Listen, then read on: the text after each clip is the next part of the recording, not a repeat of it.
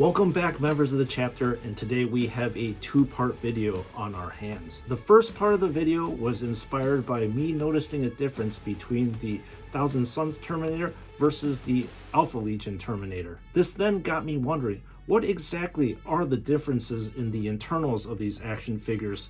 So we're going to break each of those things down side by side and analyze them. Since the Lernean Terminator will be in pieces at that time, then I'm going to take this opportunity to build the Alpha Legion Praetor that I think that we should have gotten in the first place from JoyToy. This will then involve me to combine different parts of the Alpha Legion Praetor and the Lernean Terminator together to make a whole better action figure. So let's get the video started. All right, let's see what's going on under the hood of these action figures. And we have our Sekhmet Terminator Cabal, Cataphractii Terminator here, and the Lernean Alpha Legion Cataphractii Terminator right here. So the direct comparison here will show that this Alpha Legion Terminator has like a pedestal over here.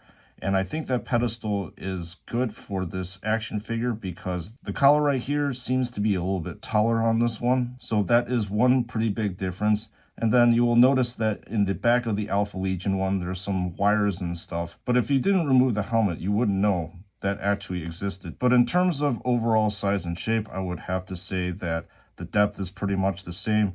And kind of like the general construction is also pretty much the same, except that you will notice that the fans on the Alpha Legion one is a little bit bigger than this Thousand Sons one. With regards to the shoulder joints, I don't think that there's any appreciable difference right here. However, when you flip this area over, you will notice that the chest to torso ball joint is different. It's clearly metal on the Thousand Sons one, and plastic on the Alpha Legion. All right, taking a look at the shoulder pads or the pauldrons, it would appear that both of them have, again, relatively the same construction. You've got this soft plastic part right here that sits atop another soft plastic area down here. And it would appear that JoyToy is also using the same plastic pieces where you kind of slot these plastic pieces in right here, as you'll notice, and they use the same construction as well. Looking at the arm, it would appear that not much has also changed in terms of construction, especially with the shoulder joint as well as the pauldron joint right here. Although you will notice that the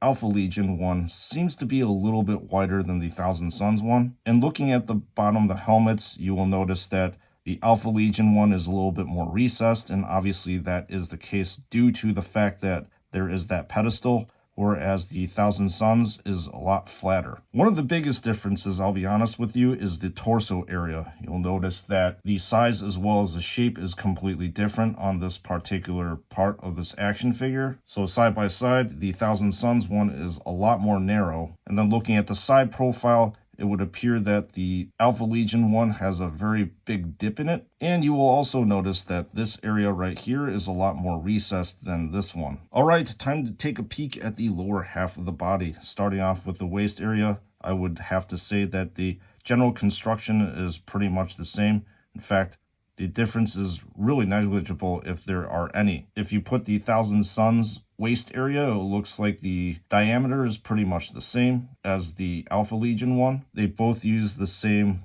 ball and socket joints for the torso to waist area, as well as waist to leg area. And now moving on to the leg area, you will notice that the leg to waist connection uses the same metal joint. However, the soft armor part appears to be a little bit taller on the Alpha Legion one. The thigh area looks like it's about the same height. This area on the Thousand Sons one is actually quite small compared to the Alpha Legion one. The ankle region uses the same metal joint. And then finally, I would have to say that the feet right here are pretty much the same size. Perhaps the Alpha Legion's foot height is a little bit taller in terms of this area, and that's pretty much it. All right, let's move on to the main part of the video where I want to describe what I'm doing to make the perfect Alpha Legion Praetor. So on the right hand side are the parts for the Alpha Legion Praetor, and on my left hand side this is just the regular Terminator. I wanted to swap out the pauldron of the Alpha Legion Praetor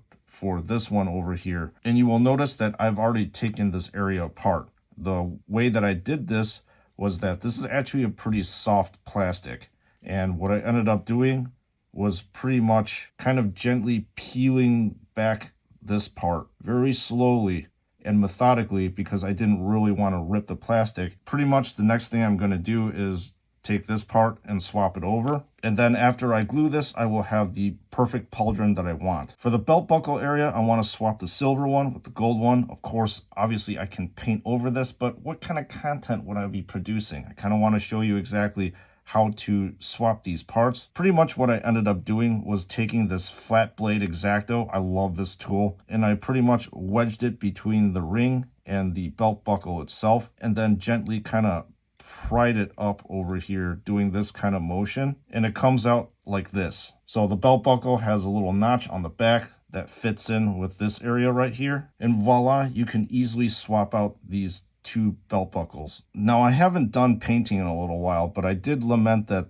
some of these parts need some shading, so I'm actually going to hit this with some Reikland flesh shade. I also did comment the fact that I do not like the look of this Volkite charger, so I'm going to be painting some parts myself. A lot of you have been hearing me lament, whine and moan the fact that there isn't shading in these certain areas. So I am going to go ahead and shade this area with some Reikland flesh shade. And you will notice right away that the shade that I'm using pools in very nicely in these gaps right here. And here is the difference, shaded versus non-shaded. The shaded one is on my left hand side, and then the non-shaded is right. So it's a subtle difference, but I kind of like it. So I'm going to do the same obviously with this one. And here we have the finished product. It is pretty subtle change, I think, but it definitely helps in my opinion. Perhaps the biggest thing that I want to change is this color on this Volkite charger. So what I'm going to end up doing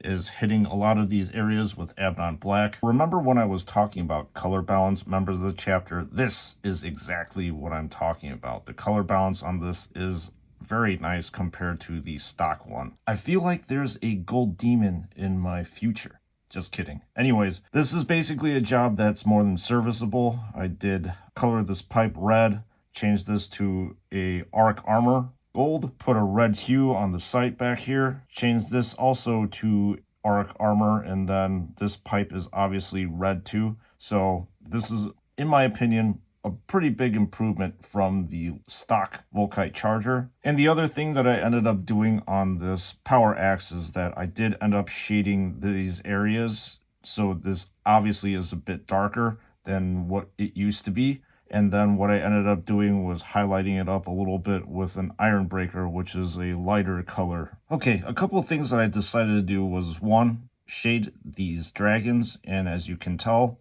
the scales are brought out a lot more with the shading. The only issue with the wash that I did here is it kind of muted the gold, which is a bit to lament, but I think that it definitely brings out the definition. And the very subtle thing that I did here with the Alpha Legion buckle was that I also did shade the chains right here. Anyway, that being said, I'm going to now assemble my very own Legion Praetor. Obviously, I decided to forego the arms of this original Legion Praetor because I don't like this weapon that's attached, and plus this doesn't have any scales on it, so it doesn't have the drip that is required. Same thing with the legs. I kept the bottom part of the Legion Praetor's pauldron, but replaced it with the other Terminator's top. And I really like the Hydra design here, so I'll keep the Legion Praetor's original pauldron here. And then we have the original feet, the original tabard, obviously with the upgraded buckle. So let's put this bad boy together. We're gonna loop the cape